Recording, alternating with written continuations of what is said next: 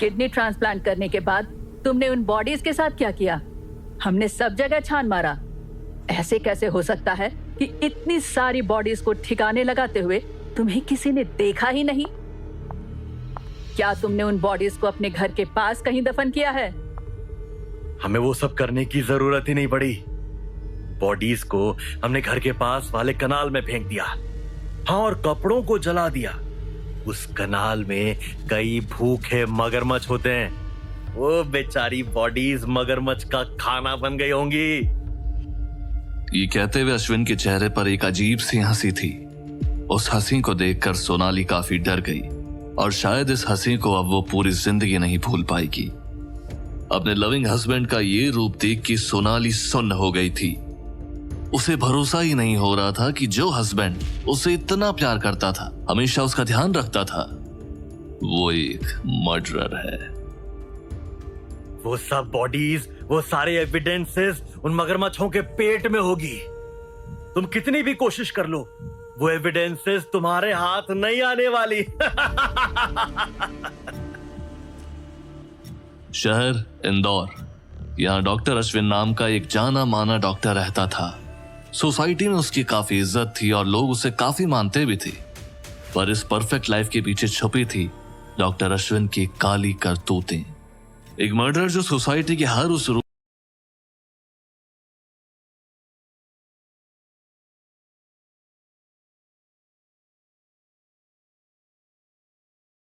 Death की।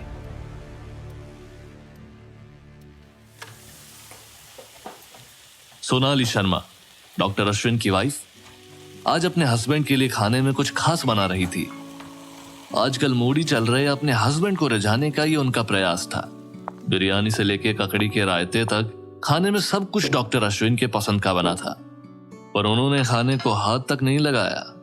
Doctor Ashwin गहरे ख्यालों में खोए हुए थे और उन्होंने ये तक नोटिस नहीं किया कि सोनाली ने उनकी पूरी प्लेट बिरयानी से भर दी है।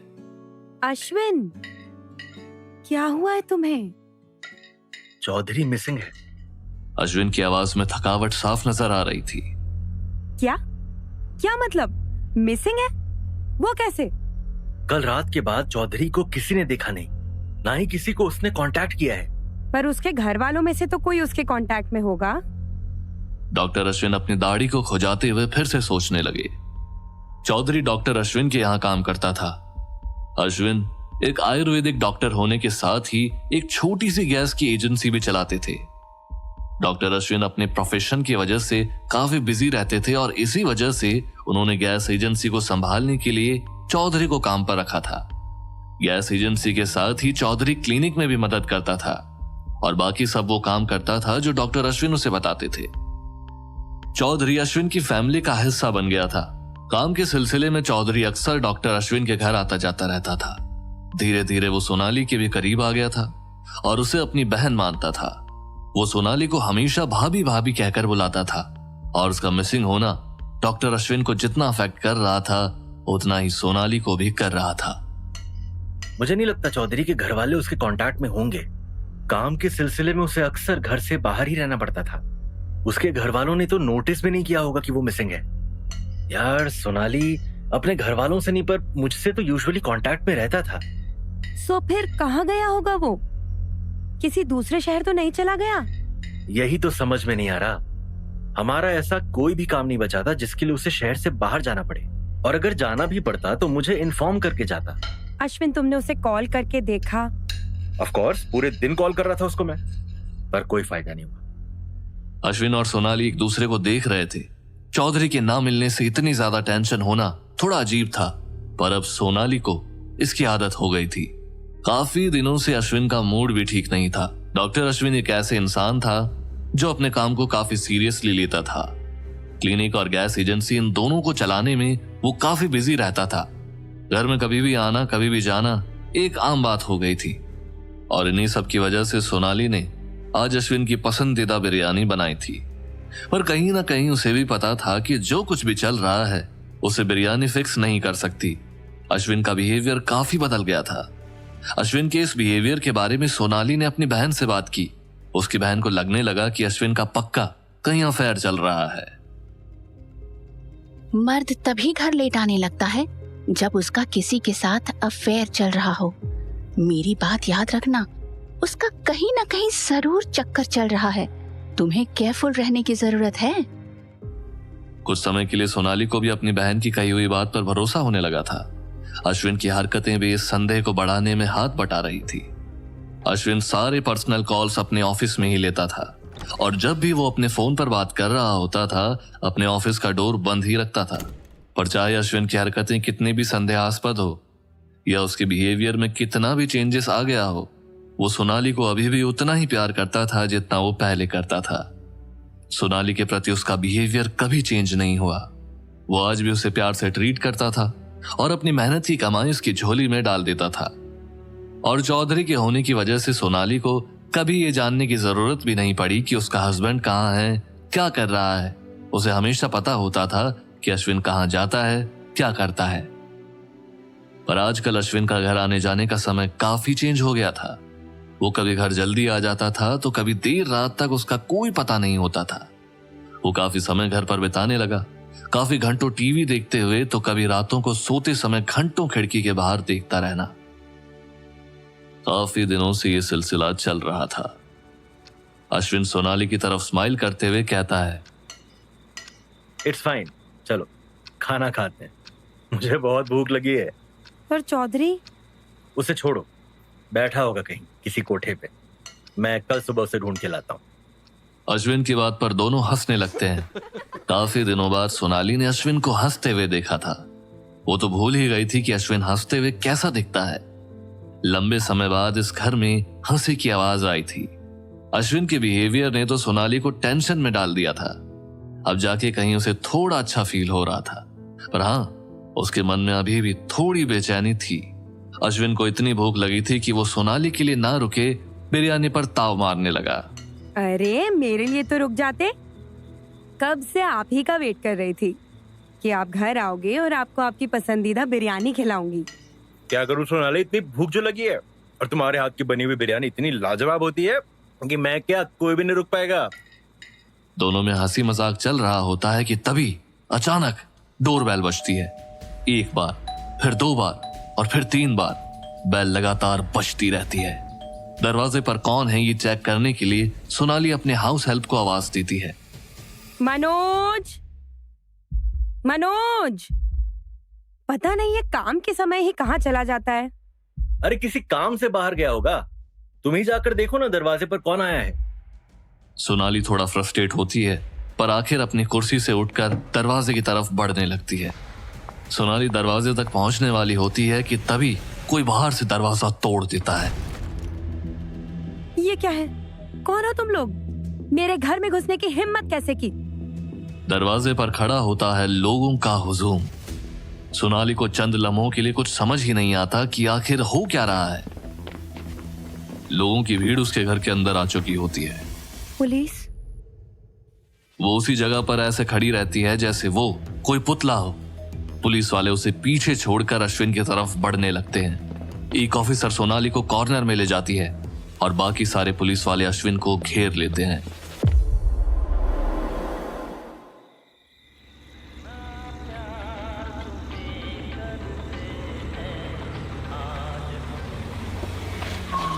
अरे कौन है तू?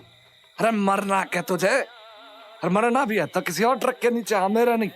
बाजी, मुझे मरना नहीं है, पर पिछले 2 घंटे से इस हाईवे पर खड़ा हूं, कोई लिफ्ट ही नहीं दे रहा था। घर जाने में भी बहुत देर हो गई है। सोचा ट्रक के सामने खड़े होकर उसे रोक के लिफ्ट लेता हूं। हाँ चल आजा। कहाँ जाना है तुझे?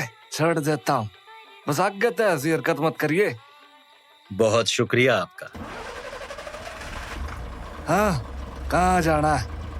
बस आगे वाले टोल नाके से लेफ्ट ले लो। ट्रक ड्राइवर अश्विन के बताए हुए रास्ते की तरफ मुड़ जाता है। ये तो कच्चा रास्ता लग रहा है, मेरा ट्रक ना जाएगा यहाँ पे। आप टेंशन ना लो, ये कच्चा रास्ता शॉर्टकट है, आपका भी टाइम बच जाएगा। ट्रक ड्राइवर उस कच्चे रास्ते से जाने के लिए मान गया। अश्विन और ट्रक ड्राइवर बातचीत करते हुए जा रहे होते हैं। एक समय के बाद रास्ता पूरी तरह से सुनसान हो जाता है। ट्रक की लाइट छोड़ के वहां पूरी तरह से अंधेरा होता है। और तभी अश्विन अपने बैग से एक चाकू निकालता है। ट्रक ड्राइवर अश्विन की इस हरकत से थोड़ा बौखला जाता है और ट्रक को रोक देता है। अरे ओए, ये चाकू के साथ क्या कर रहा है? बाजी, चाकू तो खास आपके लिए है। और अश्विन ने पलक झपकते ही उस चाकू से ट्रक ड्राइवर के गले पर वार कर दिया।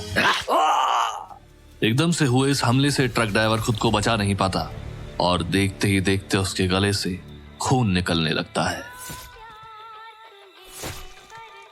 और ये था अश्विन का पहला शिकार।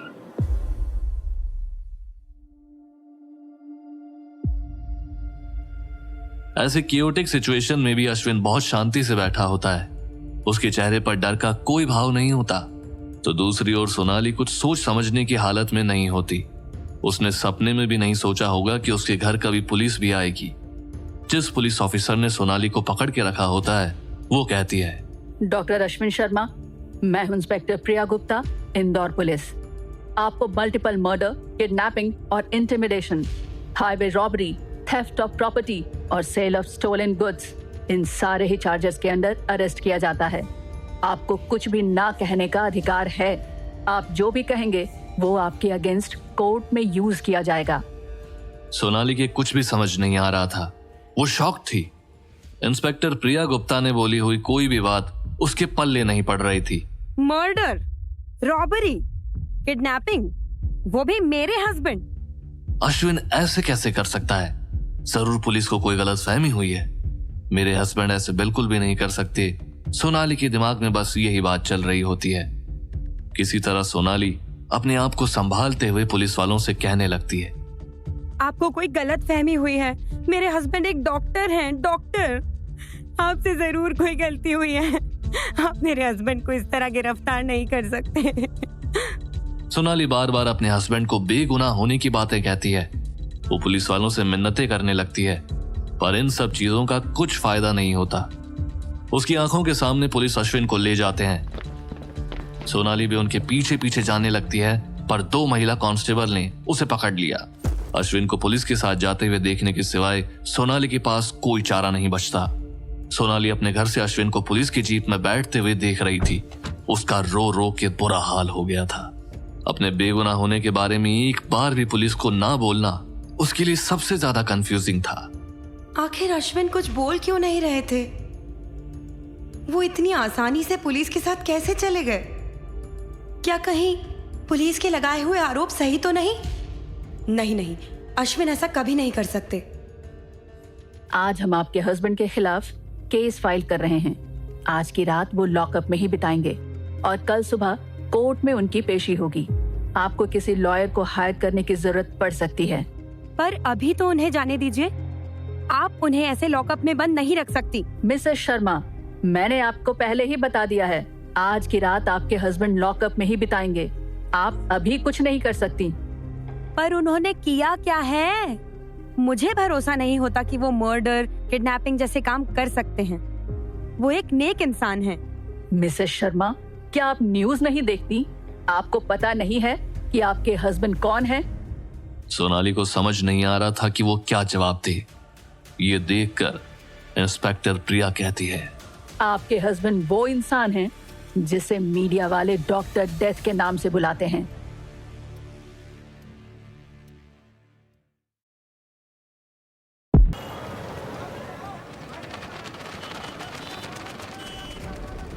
शहर इंदौर। यहाँ डॉक्टर अश्विन नाम का एक जाना माना डॉक्टर रहता था। सोसाइटी में उसकी काफी इज्जत थी और लोग उससे काफी मानते भी थे। पर इस परफेक्ट लाइफ के पीछे छुपी थी डॉक्टर अश्विन की काली करतूतें। एक मर्डरर जो सोसाइटी के हर उस रूल को फॉलो करता था जो उसे एक नेक इंसान का दर्जा देती थी, पर उसके शैतानी दिमाग में कुछ और ही चलता था। ये स्टोरी है डॉक्टर डेथ की।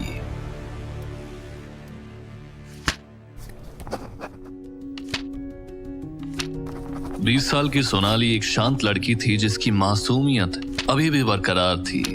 वो पढ़ने में भी आगे थी। सोनाली ने फिलहाल में ही अपने बैचलर्स इन एजुकेशन की फाइनल एग्जाम दी थी।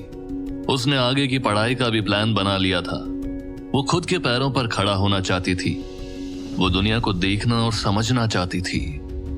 पर एग्जाम के कुछ ही दिन बाद उसके पापा ने अपने कमरे में कुछ जरूरी बात करने के लिए बुला लिया।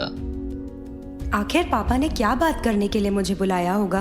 वो ऐसे तो कभी बात करते नहीं हैं। फिर आज ऐसे क्या हो गया कि उन्होंने मुझे अपने कमरे में बुलाया है?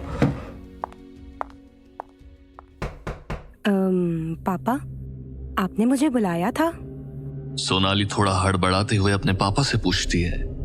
हाँ बेटा, तुमसे थोड़ी जरूरी बात करनी थी। आज ही शुक्ला अंकल मिलने आए थे, तुम्हारे बारे में पूछ रहे थे। आजकल क्या कर रही है, पढ़ाई पूरी हुई या नहीं। फिर तुम्हारी शादी की बात निकली। वो कह रहे थे उनके जानने में एक लड़का है, काफी अच्छा खानदान है। वो कह रहे थे अगर सोनाली को मंजूर हो तो एक बार लड़के वालों से मिल सकती है। क्या? शादी? शादी का नाम सुनते ही सोनाली चौंक गई। 20 साल की सोनाली के लिए ये काफी बड़ा धक्का था। उसने सोचा भी नहीं था कि इतनी जल्दी उसके मम्मी पापा उसके लिए शादी का रिश्ता ढूंढ लाएंगे। अपनी फाइनल एग्जाम दे के बैठी सोनाली मास्टर्स के लिए कहाँ एडमिशन लेना है ये सोच रही थी। कम से कम अगले 3 सालों तक उसका शादी करने का कोई प्लान नहीं था। उसे मास्टर्स की पढ़ाई करनी थी और शादी से पहले एक टीचर के रूप में वर्क एक्सपीरियंस लेना था। सोनाली के सपनों को तो जैसे उसके पापा ने एक झटके में तोड़ दिया। लेकिन पापा, अभी तो मैं बस 20 साल की हूँ। अभी से मेरी शादी के बारे में क्यों सोच रहे हैं? सोनाली का इस तरह जवाब देना उसके पापा को कतई पसंद नहीं आया। वो थोड़ा गुस्से में भी आ गए थे। सोनाली की बहन की शादी भी उसके पापा ने महज 22 साल की उम्र में करा दी थी। मुझे इस विषय पर कुछ नहीं सुनना है। तुम कल उस लड़के से मिलोगी। पर क्यों पापा? आप शादी की इतनी जल्दी क्यों कर रहे हो? देखो सोनाली, मैंने अपना फैसला कर लिया है। पर पापा, मुझे आगे भी पढ़ना है। मैं भी तुम्हारी भलाई ही चाहता हूँ। लड़का अच्छे खानदान से है, डॉक्टर है। ऐसा रिश्ता बार बार नहीं मिलता। सोनाली का पापा के साथ बहस करना कुछ काम नहीं आया। अगले दिन सुबह सुबह ही डॉक्टर अश्विन शर्मा सोनाली को देखने के लिए उसके घर आ गए। एक तरफ सोनाली के मम्मी पापा लड़के के घर वालों से बात कर रहे थे, तो दूसरी ओर डॉक्टर अश्विन और सोनाली घर के गार्डन में अकेले में बात कर रहे थे, एक दूसरे को जानने की कोशिश कर रहे थे। दोनों की ये पहली ही मुलाकात थी। सोनाली ही नहीं बल्कि डॉक्टर अश्विन भी ऑकवर्ड हो गए थे। दोनों के ही मन में काफी सारे सवाल थे एक दूसरे के लिए, लेकिन दोनों ही बात करने से हिचकिचा रहे थे। सोनाली को डॉक्टर अश्विन की एक बात जरूर पसंद आई, और वो थी उनका टिपिकल डॉक्टर जैसा ना होना। उन्होंने सोनाली के सामने खुद को स्ट्रांग या डोमिनेटिंग प्रेजेंट नहीं किया। डॉक्टर अश्विन काफी नॉर्मल लग रहे थे, एक इंसान जो अपनी रूट से जुड़ा हुआ है। 1 साल पहले ही मुझे आयुर्वेद में डॉक्टर की डिग्री मिली है, पर बिजनेस काफी अच्छी तरह से चल रहा है। आप लोगों का इलाज करने के पवित्र प्रोफेशन को बिजनेस कहते हैं? हाँ, वैसे तो मुझे इसे बिजनेस नहीं कहना चाहिए, पर इसे और क्या कहूँ मुझे नहीं पता। लोग हमेशा बीमार होते रहते हैं और बार बार ट्रीटमेंट लेने के लिए आते रहते हैं। मैं बस उन्हें प्रिस्क्रिप्शन लिख कर देता हूँ और मेडिसिन बेचता हूँ। ये उन्हें खुश रखता है और मुझे अमीर। इसे अब बिजनेस नहीं तो क्या कहेंगे, है ना? सोनाली इस पर कुछ न कहते हुए बस मुस्कुरा दी। फिर डॉक्टर अश्विन ने मेन टॉपिक को हाथ लगाते हुए सोनाली से पूछा, क्या तुम शादी के लिए तैयार हो? मैंने कुछ डिसाइड नहीं किया है। मुझे जल्दी शादी करके सेटल होना है और मेरे हिसाब से आपकी और मेरी जोड़ी बहुत जमेगी। डॉक्टर अश्विन की ये कहते ही सोनाली उनकी आंखों में देखने लगी। मुझे आगे की पढ़ाई भी करनी है और उसके बाद जॉब। अश्विन ने थोड़ी देर सोचा और कहा, मुझे नहीं लगता आपके काम करने से मुझे कोई प्रॉब्लम होगी, पर मेरी फैमिली जिस तरीके की है उनके लिए ये छोटी छोटी चीजें काफी मैटर करती हैं। अपने प्रोफेशन से काफी ज्यादा कमा लेता हूँ। हम दोनों एक अच्छी और सेटिस्फाइड लाइफ जी पाएंगे। सो तुम अगर बाहर काम करने जाओगी तो हमारी फैमिली के बारे में लोग उल्टा सीधा कहेंगे। अगर तुम्हें काम करना है तो तुम कर सकती हो, मेरे तरफ से कोई प्रॉब्लम नहीं होगी। पर हाँ, मेन इशू है मैं अपनी फैमिली के साथ झगड़ नहीं सकता। ये सब तुम्हें खुद अकेले ही हैंडल करना पड़ेगा। मुझे लगा था हस्बैंड अपनी वाइफ को हमेशा सपोर्ट करते हैं, फिर चाहे वो कैसी भी सिचुएशन हो। हाँ, हस्बैंड सपोर्ट करते हैं, पर कॉम्प्रोमाइज तो वाइफ को ही करना पड़ता है। हजारों सालों से ये चलते आया है और मुझे नहीं लगता ये इतनी जल्दी चेंज होने वाला है। इसे चेंज होने में अभी बहुत वक्त लगेगा।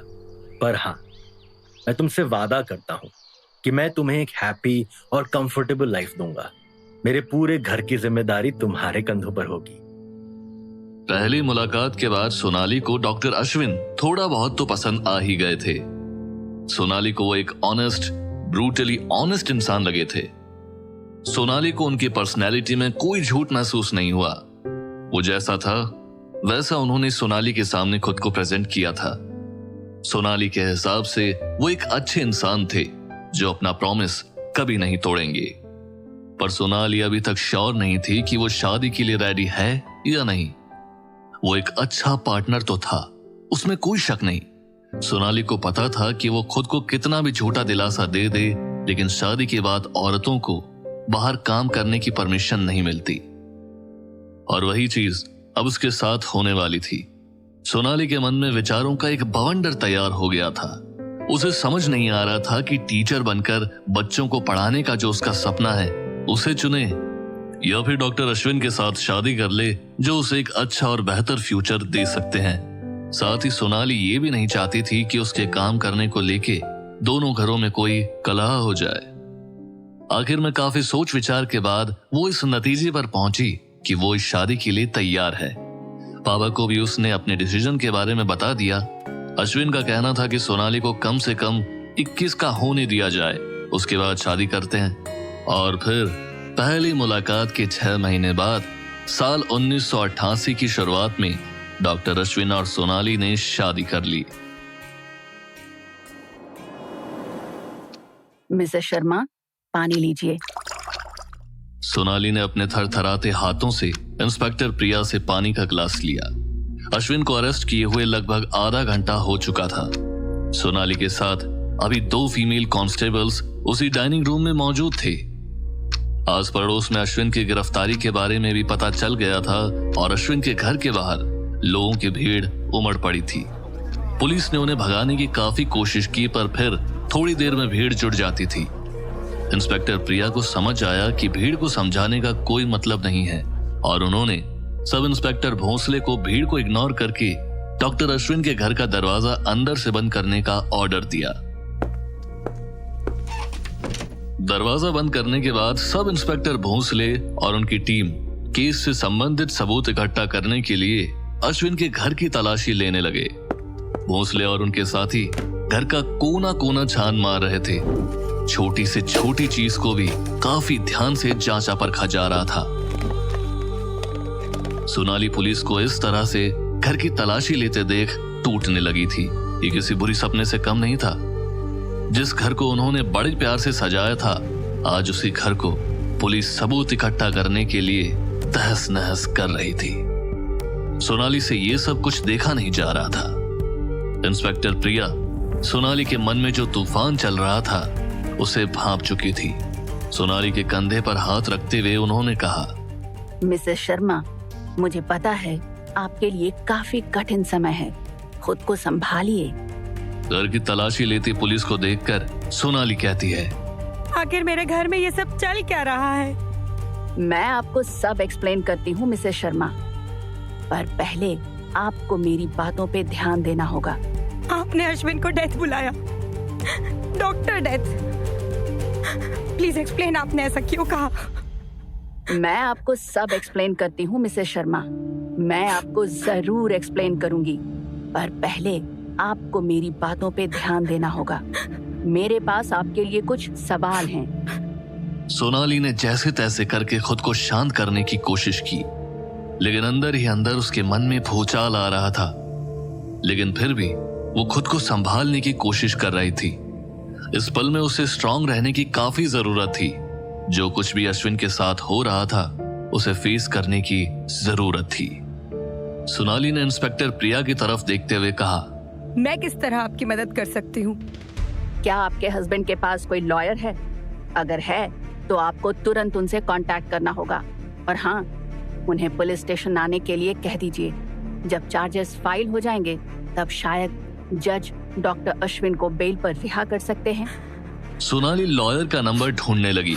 सोनाली की हालत काफी खराब हो गई थी, वो बस रोए जा रही थी और उसी हालत में वो फोन बुक में लॉयर का नंबर ढूंढ रही थी। और आखिर 10 मिनट की मशक्कत के बाद उसे फोन बुक में लॉयर का नंबर मिल ही गया।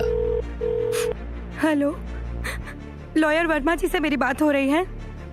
मैं मिसेस शर्मा बोल रही हूँ। अश्विन को पुलिस ने गिरफ्तार कर लिया है। प्लीज आप जल्दी से पुलिस स्टेशन पहुंचिए। हाँ, प्लीज जल्दी जाइए। सोनाली ने जैसे तैसे लॉयर से बात कर ली और इंस्पेक्टर प्रिया के सामने आकर बैठ गई। मिसेस शर्मा, मैं चाहती हूँ कि आप थोड़ा गहराई से सोचें और बताएं कि डॉक्टर अश्विन के काम के बारे में आपको एग्जैक्टली क्या पता है। इस सवाल से सोनाली सोच में पड़ गई। आप कहना क्या चाहती हैं? वो एक डॉक्टर हैं, है ना? और उनकी खुद की एक गैस एजेंसी है। गैस एजेंसी होना या दो बिजनेस करना कोई अपराध तो नहीं है ना? मैं बस आपसे ये जानना चाहती हूँ कि आपके हस्बैंड के वर्क के बारे में आपको क्या क्या पता है। चलिए उनके गैस एजेंसी से शुरू करते हैं। सोनाली चेयर पर टिक कर बैठ गई और वो सब याद करने लगी। उन्होंने 1994 में गैस एजेंसी शुरू की थी। वो हमारे लिए काफी मुश्किल समय था। हम शादी के बाद बहुत खुश रहते थे, पर अश्विन को हमेशा लगता था कि वो जितना कमा रहे हैं उससे कहीं ज्यादा कमा सकते हैं। अश्विन को लगा वो एक चांस तो ले ही सकते हैं और अपने दोस्त की गैस एजेंसी में 11 लाख लगा दिए। पर हुआ सब कुछ उल्टा। उनका दोस्त पैसे लेके भाग गया। उसने मेरे हस्बैंड के साथ धोखा किया। अश्विन ने उस दोस्त को ढूंढने की बहुत कोशिश की। वो बस चाहते थे कि उनके पैसे वापस मिल जाए। और काफी दिनों तक ढूंढने के बाद भी जब उस दोस्त का पता नहीं चला तो वो बहुत निराश हो गए थे। हमारे पास जितनी भी सेविंग्स थी हमने वो पूरी उस गैस एजेंसी में लगा दी थी। फिर उन्होंने अपनी एक गैस एजेंसी क्यों शुरू की? अश्विन और कर भी क्या सकते थे? वो एक डॉक्टर थे। आपको पता है हमारे लिए कितना शर्मनाक होता अगर लोगों को पता चल जाता कि एक डॉक्टर के साथ किसी ने पैसों की धोखाधड़ी की है। अश्विन को खुद की इज्जत बचानी थी। अश्विन ने लगभग सबको बता दिया था कि हम गैस एजेंसी ओपन करने वाले हैं। तो फिर ना चाहते हुए भी अपनी नाक को बचाने के लिए अश्विन को गैस एजेंसी ओपन करनी पड़ी। शुरुआत में उन्हें काफी परेशानियों का सामना करना पड़ा, पर आखिरकार बिजनेस चल निकला। इंस्पेक्टर प्रिया ने थोड़ी देर कुछ नहीं कहा। वो बस शांत खड़ी रही और फिर प्रिया ने सोनाली से पूछा, क्या आपको पता है डॉक्टर अश्विन ने 10 साल पहले जो गैस एजेंसी शुरू की थी वो फेक थी? क्या? सोनाली आगे कुछ कहते उसके पहले ही सब इंस्पेक्टर भोंसले रूम में दौड़ते हुए आए। मैम जल्दी आइए, यहाँ बेसमेंट की तरफ। सोनाली को वहीं छोड़कर प्रिया भागते हुए भोंसले के पीछे चली गई। सोनाली अब और ज्यादा कंफ्यूज हो गई थी। उसकी घबराहट अब और बढ़ने लगी थी। 5 मिनट बाद भोंसले अपने बाकी ऑफिसर्स के साथ बेसमेंट से बाहर आए। भोंसले और उनके साथियों के हाथों में एविडेंस बैग थे जिसमें बुक्स और कुछ सिल्वर इंस्ट्रूमेंट्स थे। तो दूसरी ओर इंस्पेक्टर प्रिया सबसे आखिर में बेसमेंट से बाहर निकली। उनके हाथ में सिंगल एविडेंस बैग थी जिसमें कुछ रेड और व्हाइट कलर का दिख रहा था। मिसेस शर्मा, सिचुएशन थोड़ी कॉम्प्लिकेटेड हो गई है। आपको हमारे साथ पुलिस स्टेशन चलना होगा। हम वहाँ जाकर बात करते हैं। पर ऑफिसर, आखिर हुआ क्या है? आपको बेसमेंट से क्या मिला? इंस्पेक्टर प्रिया को अब सोनाली पर दया आने लगी थी। वो सोच में पड़ गई थी कि क्या सच में सोनाली को अपने हस्बैंड के क्राइम्स के बारे में कुछ नहीं पता, या बस वो अनजान होने का नाटक कर रही है। प्रिया ने सोनाली के सामने वो एविडेंस बैग रखा और जैसे ही सोनाली ने उस बैग को देखा वो बेहोश हो गई। वो एक कमीज थी, एक वाइट कमीज जो खून से सनी हुई थी।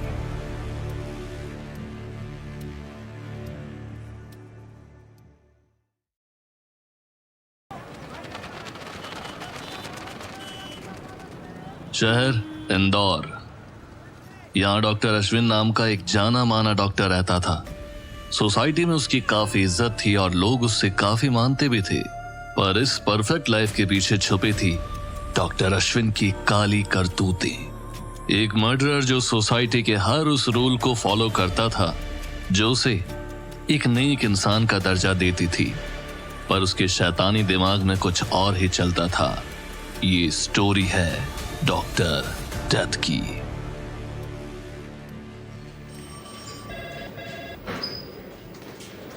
इंस्पेक्टर प्रिया मीटिंग रूम के बाहर डॉक्टर अश्विन के केस के बारे में अपनी सुपीरियर्स को ब्रीफिंग देने के लिए वेट कर रही थी।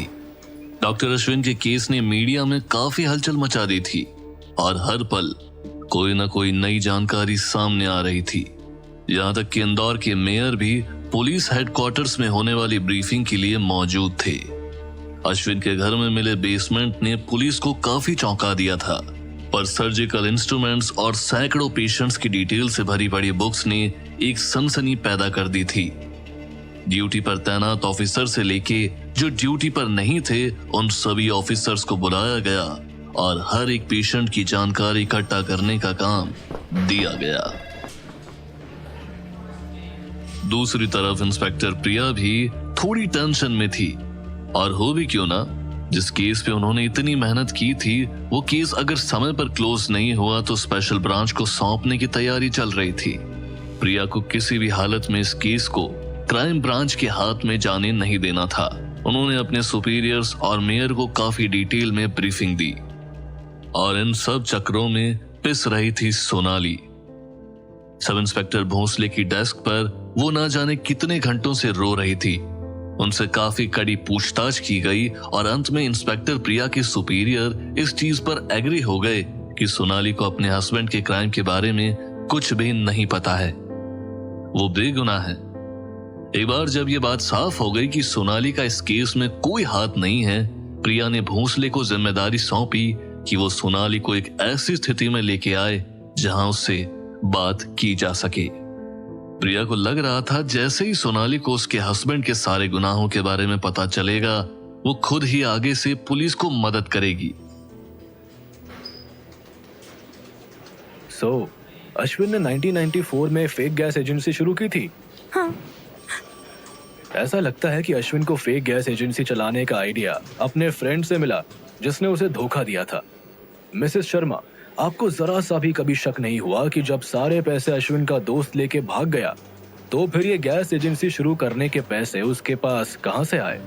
सोनाली ने इस बारे में थोड़ी देर सोचकर कहा, अश्विन और मेरी इस बारे में बात हुई थी और उन्होंने मुझे कहा था कि उन्होंने लोन लिया है। मिसेस शर्मा, आपके हस्बैंड ने आपसे झूठ बोला था, उन्होंने कोई लोन नहीं लिया था। उसी दौरान उसने अपने राइट हैंड चौधरी को फेक गैस एजेंसी रैकेट चलाने के लिए हायर किया था ताकि गैस एजेंसी के साथ साथ वो अपना क्लिनिक भी चला सके। क्या चौधरी? उसका इन सब से क्या लेना देना है? क्या वो भी इस रैकेट का हिस्सा है? आपको ये सब कैसे पता चला? हमने कल रात ही चौधरी को मर्डर के अपराध में गिरफ्तार कर लिया था। क्या मर्डर? किसका मर्डर? सोनाली को सब इंस्पेक्टर भोसले की बातों पर विश्वास ही नहीं हो रहा था। जो उसे बहन मानता था, कभी किसी से लड़ाई झगड़ा नहीं करता, सबसे प्यार से बात करता था, वो एक मर्डरर है। ये सब वो सोच ही रही थी कि तभी भोसले ने कहा, अश्विन और चौधरी सिर्फ फेक गैस एजेंसी नहीं चलाते थे। हमने चौधरी से पूरे दिन पूछताछ की है और उसी के बयान के आधार पर आपके हस्बैंड को गिरफ्तार किया गया है। पर मर्डर? आप क्या कहना चाहते हैं? भोसले अब खुद सोच में पड़ गए। उन्होंने कभी सोचा भी नहीं था कि पुलिस की इस नौकरी में उन्हें ये भी दिन देखना पड़ेगा जहां वो किसी की वाइफ को बैठ के ये बता रहे हों कि उसके हस्बैंड ने कैसी कैसी वारदातों को अंजाम दिया है। और इसी बीच सबूतों की संख्या बढ़ती जा रही थी। हर दिन अश्विन और उसके करतूतों के बारे में नई नई चीजें, नए नए अपराध सामने आ रहे थे। सब इंस्पेक्टर भोसले को भी कोई अंदाजा नहीं था कि केस क्लोज होने तक डॉक्टर शर्मा का नाम और कितने क्राइम्स में आने वाला है। इंस्पेक्टर प्लीज बताइए, क्या सच में चौधरी ने मर्डर किया है? और क्या मेरे हस्बैंड ने भी? भोसले सवाल के जवाब देने के लिए हिचकिचा रहे थे। फिलहाल हम सारे सबूतों को इकट्ठा करने में लगे हैं। हम उनके पूर्व सहकर्मी, पेशेंट्स, क्लाइंट्स और उन सब से बात कर रहे हैं जो इस फेक गैस एजेंसी का शिकार हुए हैं। सोनाली भोसले के इस जवाब से संतुष्ट नहीं थी। मुझे ये सब नहीं जानना, मुझे सच बताइए, क्या मेरे हस्बैंड ने किसी को जान से मारा है? भोसले अब इस बात को और नहीं छुपा सकते थे। आखिर में उन्होंने बता ही दिया। हाँ, मुझे डर है कि उन्होंने भी मर्डर किया है। अश्विन ने ऐसा क्यों किया? कब किया? कितने लोगों को मारा है उन्होंने? भोंसले का जवाब सुनते ही सोनाली ने सवालों की बौछार कर दी। हमें अब तक ये नहीं पता है कि उन्होंने कितने लोगों का कत्ल किया है। हमारे पास सारी डिटेल्स और एविडेंस नहीं है, क्योंकि आपके हस्बैंड ने बहुत ही चालाकी से सारे एविडेंसेस को छुपा दिया या नष्ट कर दिया है। हमें यह भी नहीं पता है कि चौधरी का इसमें कितना हाथ था। हम नहीं जानते कि इस स्कैंडल में वो किस हद तक शामिल था। शायद उसे इस स्कैंडल के बारे में सब कुछ पता है। चौधरी और मेरे हस्बैंड काफी क्लोज थे। वो दोनों साथ में लॉन्ग ट्रिप्स पर जाते थे। कम से कम हफ्ते में 2 बार वो दोनों ट्रिप्स पर जाते ही थे। मुझे लगता था वो बिजनेस के सिलसिले में जा रहे होंगे, पर अब मुझे लगता है कि उन ट्रिप्स के पीछे कुछ और ही कारण था। आप बिल्कुल सही कह रही है मिसेस शर्मा। आपके हस्बैंड और चौधरी राजस्थान आते जाते रहते थे। वहां जाकर वो हाईवेज पर ट्रक ड्राइवर से लिफ्ट मांगते थे और बीच रास्ते में ही उन ड्राइवर्स का कत्ल कर देते थे। फिर ट्रक को चुराकर अपने साथ ले जाते थे। ये सुनकर सोनाली के होश उड़ गए। उसे एकदम से उनकी पहली मुलाकात याद आई जब वो 20 साल की थी और डॉक्टर अश्विन उन्हें शादी के लिए देखने आए थे। पहली मुलाकात में सोनाली को अश्विन एक ब्रूटल ऑनेस्ट इंसान लगे थे। सोनाली को विश्वास ही नहीं हो रहा था कि अश्विन ऐसा कुछ भी कर सकते हैं, पर भोसले ने उन्हें समझाया कि जो भी वो कह रहा है वो बिल्कुल सच है।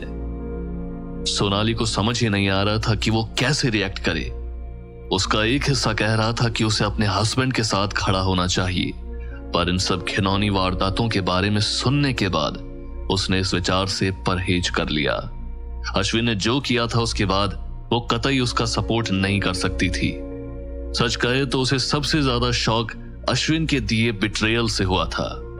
सोनाली को जब अश्विन शादी के लिए पहली बार देखने गया था, उस समय सोनाली शादी के लिए बिल्कुल भी तैयार नहीं थी। उसके काफी सारे सपने थे, उसे आगे पढ़ना था, पर जब वो अश्विन से मिली तब उन्होंने अपना मन बदल लिया। अश्विन के साथ रहने के लिए उसने अपने ड्रीम्स, करियर और स्टडीज सब कुछ छोड़ दिया, पर अब उसके सामने अंधेरा था। ऐसा अंधेरा जहां वो बस अकेली खड़ी थी, उसका साथ देने वाला कोई भी नहीं था। वो निराश हो चुकी थी। उसे अब अपने फ्यूचर की भी चिंता सताने लगी थी। उसे अभी भी समझ नहीं आ रहा था कि पुलिस की बातों पर विश्वास किया जाए या नहीं। अश्विन पूरे देश में लोगों का कत्ल करते घूम रहा था, पर क्यों, किस लिए?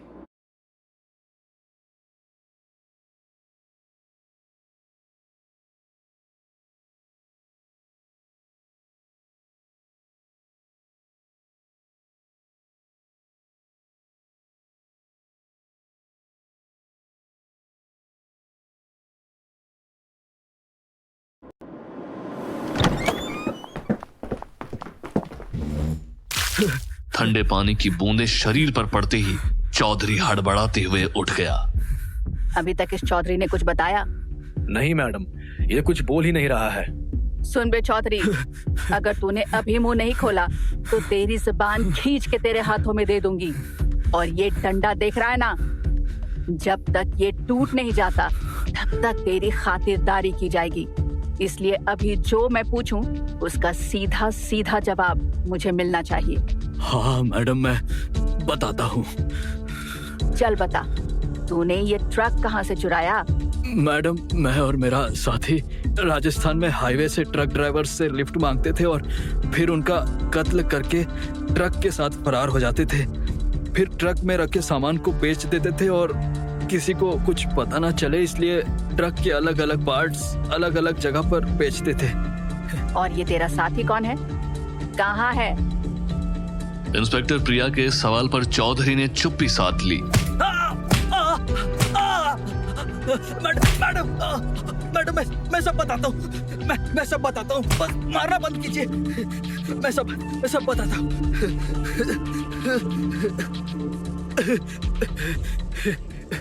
मैडम, मेरे साथी का नाम डॉक्टर अश्विन शर्मा है। डॉक्टर का नाम सुनते ही सारे पुलिस वाले चकरा गए। उन्हें समझ नहीं आ रहा था कि आखिर एक डॉक्टर ट्रक ड्राइवर्स की हत्याओं में कैसे शामिल हो सकता है। तू सच बोल रहा है ना? तेरा दूसरा साथी डॉक्टर अश्विन शर्मा है। देख, झूठ बोलेगा तो और मार पड़ेगी। मैडम मैं सच कह रहा हूँ, मेरा साथी डॉक्टर अश्विन शर्मा ही है। वो ही इन सब अपराधों का मास्टरमाइंड है। मैं तो उनके यहाँ बस काम करता हूँ। भोसले, जरा पता करो ये डॉक्टर अश्विन शर्मा कौन है। तब तक मैं इसकी खबर लेती हूँ। जी मैडम।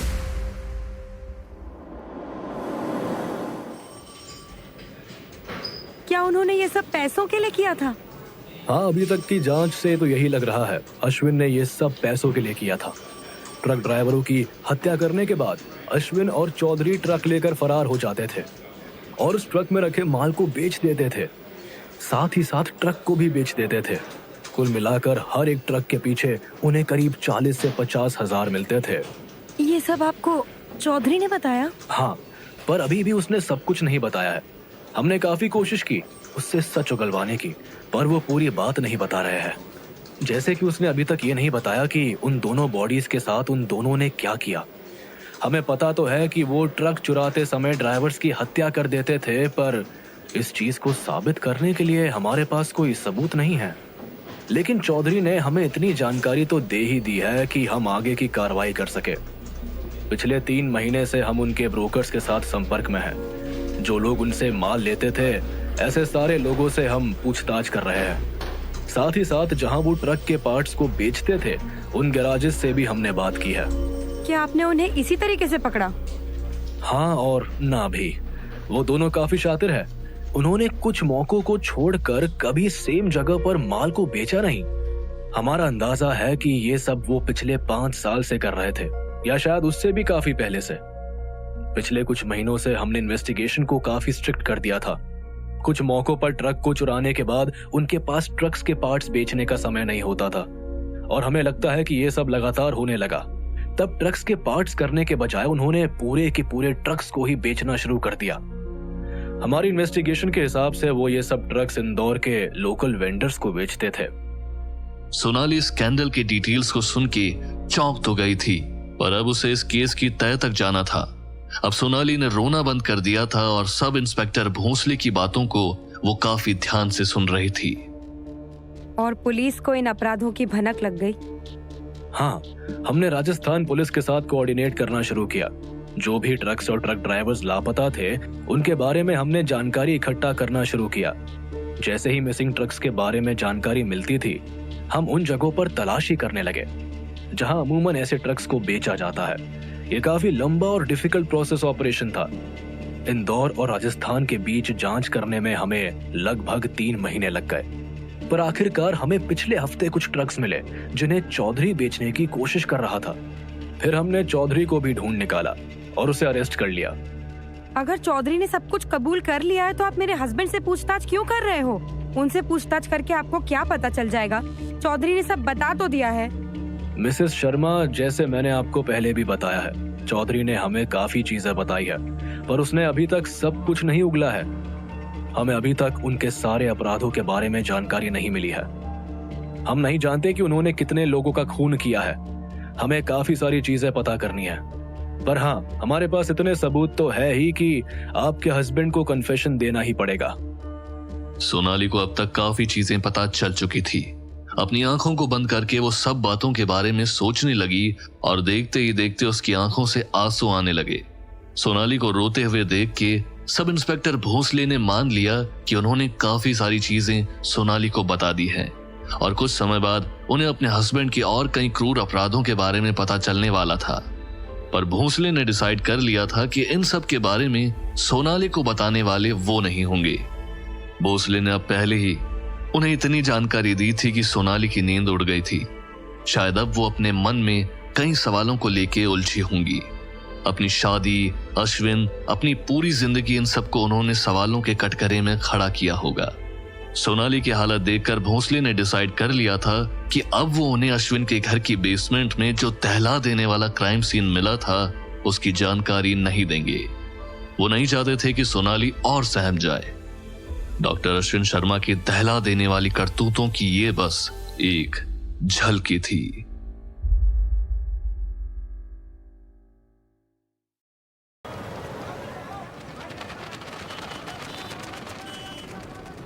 शहर इंदौर। यहाँ डॉक्टर अश्विन नाम का एक जाना माना डॉक्टर रहता था। सोसाइटी में उसकी काफी इज्जत थी और लोग उससे काफी मानते भी थे।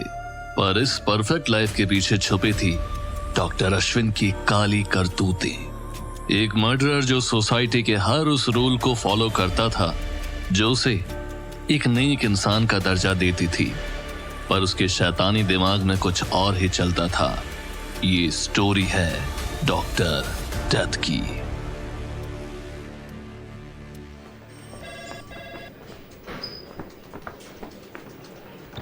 पुलिस ने डॉक्टर त्रिपाठी से अश्विन के बारे में पूछताछ की। डॉक्टर त्रिपाठी अंबा देवी हॉस्पिटल के चीफ सर्जन हैं, जहां डॉक्टर अश्विन ने कथित तौर पर 1996 से 1998 तक काम किया था। अश्विन के बारे में डॉक्टर त्रिपाठी ने बताया, मुझे जितना याद है वो एक नेक इंसान थे। सब लोगों के साथ काफी पेशेंटली बिहेव करते थे। वो अपने प्रोफेशन से काफी लगाव रखते थे और उतने ही डेडिकेटेड भी थे। डॉक्टर त्रिपाठी की बातों को सुनने के बाद इंस्पेक्टर प्रिया और सब इंस्पेक्टर भोंसले एक दूसरे की तरफ देखने लगे। ये उनका 19वां इंटरव्यू था, पर उन्हें एक भी ऐसा इंसान नहीं मिला जिसने अश्विन के बारे में कोई नेगेटिव बात की हो। सभी लोगों ने अश्विन के बारे में काफी अच्छी बातें बोली। इस केस की जांच के दौरान पुलिस को पता चला था कि डॉक्टर अश्विन ने 90 के दशक में कई हॉस्पिटल्स में कॉन्ट्रैक्ट पर काम किया था। प्रिया के सुपीरियर्स का मानना था कि इन डिटेल्स से केस में कोई मदद नहीं मिलने वाली। इन सब चीजों का इस केस से कोई लेना देना नहीं है। उनका कहना था कि अश्विन ने हॉस्पिटल्स में जो काम किया था वो कोई नॉर्मल डॉक्टर जैसे प्रैक्टिस करता है वैसा ही था, और वैसे भी उसने अपने घिनौने वारदातों को अंजाम देने के लिए चौधरी को काम पर रखा ही था। पर ना जाने क्यों प्रिया को ये सब कुछ सही नहीं लग रहा था। उसे मन ही मन लग रहा था कि कुछ तो गड़बड़ है। प्रिया को शक था कि अश्विन शायद लोकल गैंग्स के साथ मिलकर जब जरूरत होती थी तब सर्जरी करते थे, या फिर वो उन हॉस्पिटल्स में इलीगल सर्जरीज को अंजाम दे रहे थे। लेकिन अब ये सब साबित करने के लिए उनके पास जरूरी सबूत नहीं थे।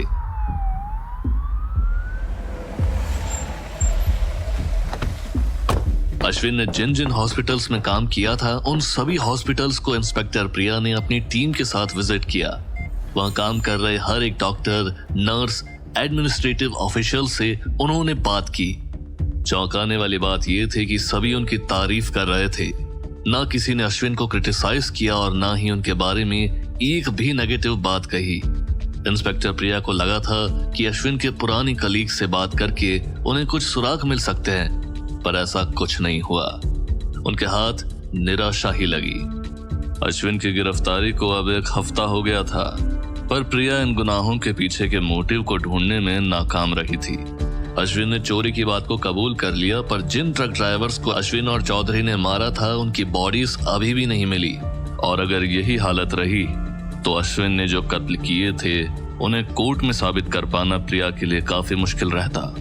प्रिया की सुपीरियर्स भी उन्हें सोनाली पर ज्यादा कॉन्सेंट्रेट करने के लिए कह रहे थे। उन्हें लगता था कि सोनाली को अश्विन की करतूतों के बारे में कुछ न कुछ पता जरूर है, पर प्रिया को नहीं लगता था कि सोनाली इन अपराधों के बारे में कुछ जानती होगी। उन्हें यकीन था कि सोनाली के इस केस में कोई लेना देना नहीं है। सोनाली के लिए ये सब काफी शर्मनाक था और उसे वो बखूबी पता था। सोनाली ने पहले दिन ही प्रिया को बता दिया था कि जब उन्हें पता चला उनके हस्बैंड ने उन्हें कितने अंधेरे में रखा था, वो खुद को काफी बेवकूफ समझ रही थी। इसी आशा में कि उसे अपने हस्बैंड के केस में कोई अपडेट मिलेगा, सोनाली रोज पुलिस हेडक्वार्टर्स के चक्कर लगाती थी। गिरफ्तारी होने के बाद सोनाली अभी तक अश्विन से एक बार भी नहीं मिली थी। जब भी मिलने का मौका मिलता सोनाली मना कर देती। प्रिया के सुझाव पर सोनाली ने उस घर में रहना बंद कर दिया था। वैसे भी वो एक क्राइम सीन था।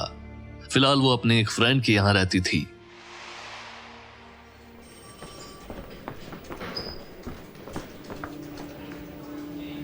अगर आप ऐसी कोई चीज सोच सकें जो हमारी मदद कर सकती है तो ये केस और आपकी परेशानी दोनों जल्दी खत्म हो जाएंगे। काश हमें ये पता चल जाता कि बेसमेंट किस लिए बनाया गया था। आप कहना क्या चाहते हैं? आप हमारे बेसमेंट की बात कर रहे हैं? तो आप ये कह रही हैं कि बेसमेंट क्यों बनाया गया था ये पता है आपको? सोनाली ने हाँ में सर हिलाया। प्रिया और भोसले तुरंत सोनाली के पास जाकर बैठ गए। क्या आप हमें बता सकती हैं डॉक्टर अश्विन ने बेसमेंट क्यों बनवाया था? और हाँ, प्लीज किसी भी इंफॉर्मेशन को छुपाइए मत। अब तक तो आप समझ ही गए होंगे मेरे पास सारे डिटेल्स नहीं हैं, पर हाँ, अश्विन उस बेसमेंट को अपनी सर्जरी की प्रैक्टिस के लिए इस्तेमाल करते थे। प्रैक्टिस? आप थोड़ा डिटेल में बता सकती हैं? लगभग 10 साल पहले उन्होंने बेसमेंट में काम शुरू किया था। वो लाशों को लेकर आते थे और उन पर सर्जरी की प्रैक्टिस करते थे। क्या कभी आपने किसी डेड बॉडी को देखा है? नहीं, मुझे ये सब पसंद नहीं है और मुझे परेशानी ना हो इसलिए अश्विन हमेशा रात को ही उन डेड बॉडीज पर काम करते थे। सोनाली ने एकदम से चुप्पी साध ली। सोनाली को एकदम से एहसास हुआ कि उसने अभी अपने हस्बैंड के बारे में क्या कहा है। मैं कितनी बेवकूफ थी ना। वहां कोई डेड बॉडीज नहीं थी जिन पर वो सर्जरी की प्रैक्टिस करते थे, बल्कि उस बेसमेंट में वो उन इनोसेंट ड्राइवर्स की बॉडीज को कट करते थे। सोनाली को जब इस बात का एहसास हुआ कि उसके नाक के नीचे कितना बड़ा अपराध हो रहा था तो वो रोने लगी। उसे हमेशा लगता था कि अश्विन डेड बॉडीज पर काम कर रहे हैं, पर असल में वो अपने शिकार को ठिकाने लगा रहे थे। ये उनके लिए बहुत बड़ा सदमा था। प्रिया की सुपीरियर्स ने उन्हें मिसेस शर्मा से और कोई सवाल ना करने को कहा, लेकिन अब प्रिया निश्चिंत थी। सोनाली ने जो जानकारी दी वो उसके लिए काफी थी।